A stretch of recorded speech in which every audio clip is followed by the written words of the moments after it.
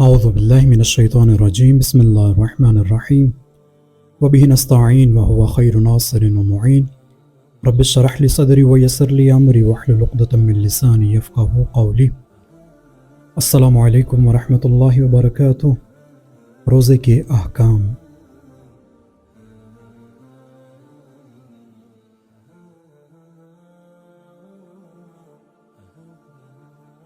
روزے کا معنی اور مفہوم۔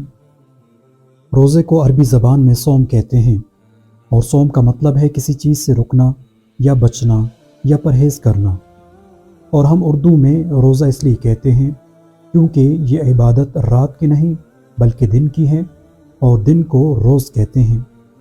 شریعت میں روزے سے مراد یہ ہے کہ انسان خدا کی بارگاہ میں تواضع اور بندگی کے اظہار کے لیے اذان صبح سے مغرب تک ان 9 چیزوں سے جو بعد میں بیان ہوں گی پرہیز کرے۔ روزے کی اقسام۔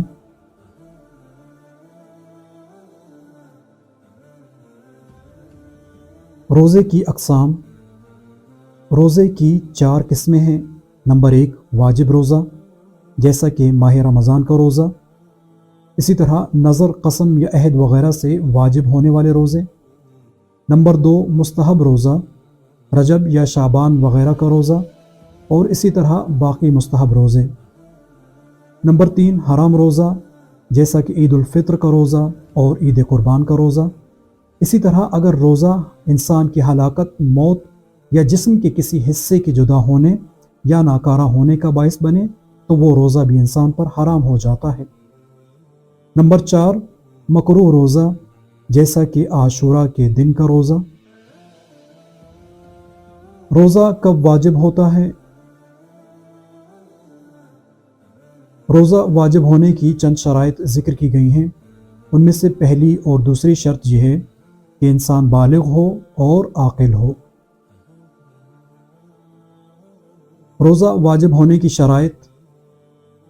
روزہ واجب ہونے کی سب سے پہلی شرط یہ ہے کہ انسان بالغ ہو۔ اب یہاں پر سوال یہ آتا ہے کہ لڑکا یا لڑکی کب بالغ ہوتے ہیں؟ تو لڑکے کے بالغ ہونے کی 4 علامات ذکر کی گئی ہیں، جن میں سے اگر ایک علامت بھی لڑکے میں پائی جاتی ہو تو وہ بالغ ہو جائے گا۔ نمبر 1 جب لڑکا 15 قمری سال پورے کر لیتا ہے، اور قمری سال ان سالوں کو کہا جاتا ہے کہ جن کے مہینوں کا آغاز چاند کو دیکھ کر کیا جاتا ہے۔ اسی طرح سے انگلش اور عیسوی کیلنڈر کے حساب سے تقریباً 14 سال 7 مہینے اور 15 دن جب مکمل ہو جاتے ہیں تو لڑکا بالغ ہو جاتا ہے۔ نمبر 2 منی کا خارج ہونا۔ نمبر 3 زیر ناف سخت بالوں کا نکلنا۔ نمبر 4 چہرے اور ہونٹ کے نیچے سخت بالوں کا نکلنا، لیکن بغل کے نیچے اور سینے پر بالوں کا نکلنا یا آواز کا بھاری ہونا بالغ ہونے کی نشانی نہیں ہے۔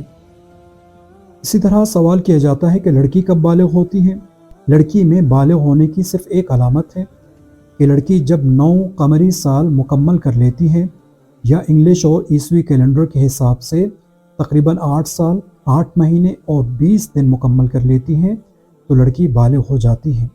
اسی طرح سے ایک اور سوال کیا جاتا ہے کہ تمیز کا سال کون سا ہے اور ممیز سے کیا مراد ہے؟ اس سے مراد عمر کا وہ حصہ ہے کہ جس میں بچہ یا بچی اچھے اور برے کو سمجھنے لگتے ہیں۔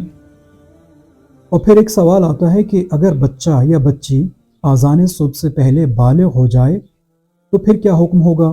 فرماتے ہیں کہ اگر بچہ یا بچی اذان صبح سے پہلے بالغ ہو جائیں تو لازم ہے کہ روزہ رکھیں، اور اگر اذان صبح کے بعد بالغ ہو تو اس دن کا روزہ ان پر واجب نہیں ہے، لیکن اگر روزے کا ارادہ کیا ہے تو احتیاط مستحب ہے کہ اسے مکمل کرے۔ اسی طرح دوسری شرط کہ انسان عاقل ہو، لہٰذا پاگل اور مجنون شخص پر روزہ واجب نہیں ہوگا۔ لیکن یہاں پر بھی یہی سوال آئے گا کہ اگر پاگل یا مجنون شخص اذان صبح سے پہلے عقل مند ہو جائے تو اس کا کیا حکم ہوگا؟ فرماتے ہیں تو لازم ہے کہ روزہ رکھے، اور اگر اذان صبح کے بعد عقل مند ہو جائے تو اس دن کا روزہ اس پر واجب نہیں ہے، لیکن اگر روزے کا ارادہ کیا ہے تو احتیاط مستحب ہے کہ اسے مکمل کرے۔ تیسری شرط इंसान बेहोश ना हो। तो यहाँ पर दो सूरतें बनेंगी। नंबर एक, नियत करने से पहले बेहोश हो जाए, यानी आज़ान फजर से कब इंसान नियत करने से पहले ही बेहोश हो जाए तो उस दिन का रोज़ा उस पर वाजिब नहीं है और ना ही उस रोज़े की कज़ा बजा लाना वाजिब होगा। दूसरी सूरत यह है कि इंसान नियत करने के बाद बेहोश हो जाए और दिन में किसी भी वक्त होश आ जाए तो फरमाते हैं कि एहतियात वाजिब की बिना पर उस दिन का रोज़ा मुकम्मल करेगा, और अगर नहीं किया तो एहतियात वाजिब की बिना पर उस दिन की कज़ा बजा लाएगा। बालिग और बेहोश शख्स के बारे में कुछ सवालात। नंबर एक, अगर बच्चा नाबालिग हो तो क्या उस पर रोज़ा वाजिब होगा? तो इसका जवाब यह है कि नहीं, उस पर रोज़ा वाजिब नहीं होगा, लेकिन अगर उसने रोज़ा रखा है तो उसे सवाब मिलेगा। नंबर दो, अगर नाबालिग बच्चा रोज़ा रख ले लेकिन रोज़े को मुकम्मल करने की ताकत ना रखता हो तो क्या उसके लिए जायज़ है कि दिन का कुछ हिस्सा रोज़ा रख ले?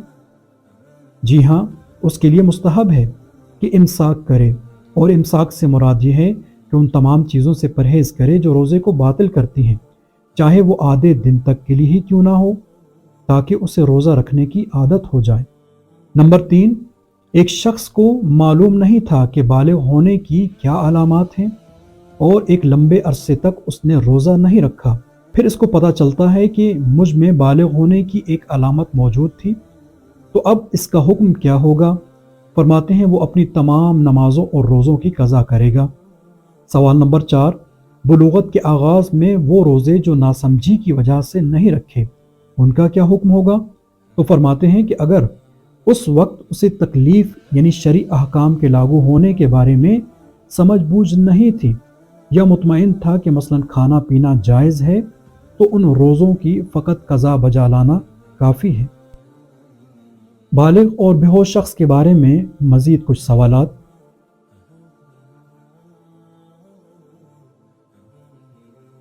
सवाल नंबर 5, नाबालिग शख्स अगर मुस्तहब की नीयत से माह रमज़ान में रोज़ा रख ले और दिन के किसी वक्त बालिग हो जाए तो उसका हुक्म क्या होगा? फरमाते एहतियात मुस्तहब की बिना पर उस दिन के रोज़े को मुकम्मल करेगा। सवाल नंबर 6, जो शख्स आज़ान सुबह से पहले रोज़े की नीयत किए बग़ैर बेइख्तियार बेहोश हो जाए तो उसके रोज़े का हुक्म क्या होगा? ऐसे शख्स के लिए उस दिन का रोज़ा वाजिब नहीं है, चाहे नमाज फ़जर के फ़ौरन बाद होश में आ जाए, ज़वाल से पहले या बाद में होश में आ जाए, या मगरिब से पहले या बाद में होश में आ जाए। सवाल नंबर 7, उस शख्स के रोज़े का हुक्म क्या होगा जो इख्तियारी तौर पर बेहोश हो जाए, जैसे वो शख्स जो ऑपरेशन के लिए ख़ुद को डॉक्टर के इख्तियार में देता है ताकि वो इसे बेहोश कर दे। फरमाते हैं एहतियात वाजिब है कि उस दिन में जब भी उसको होश आ जाए तो उस दिन का रोज़ा मुकम्मल करे और माह रमज़ान के बाद उसकी कज़ा भी बजा लाएं।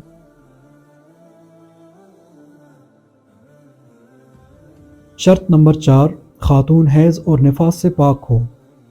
जो औरत हैज़ या निफास की हालत में हो इस पर रोज़ा वाजिब नहीं होगा, अगरचे कि हैज़ या निफास रोज़े के कुछ हिस्से में ही क्यों ना हो, लेकिन माह रमज़ान के बाद उस पर इन रोज़ों की कज़ा वाजिब होगी। शर्त नंबर 5, इंसान मुसाफिर ना हो। मुसाफिर के रोज़े के अहकाम बाद में तफसील से बयान किए जाएंगे, लेकिन यहाँ चंद एक चीज़ों की तरफ इशारा किया जाएगा। जिस शख्स पर सफ़र में 4 रकअती नमाज 2 रकत करके पढ़ना वाजिब हो, यानी अपनी नमाज को कसर करे, तो वो रोज़ा नहीं रख सकता, और जो मुसाफिर पूरी नमाज पढ़ता है, जैसे वो मुसाफिर या वो शख्स जिसका काम ही सफ़र करना है। नंबर 2, जिसने 10 दिन क़याम करने की नीयत की हो। नंबर 3, या जिसका सफ़र गुनाह और मासियत का हो तो उस पर रोज़ा रखना भी वाजिब होगा। यहाँ पर यह सवाल आता है कि वो मकामात जहाँ इंसान इख्तियार रखता है कि अपनी नमाज को मुकम्मल करे या नमाज को कसर करे, तो क्या उन मकामात पर उसको रोज़ा रखने या ना रखने में भी इख्तियार हासिल होगा? तो फरमाते हैं कि नहीं, वहाँ उन मकामात पर वो रोज़ा नहीं रख सकता। वस्सलामु अलैकुम वरहमतुल्लाहि वबरकातुहू।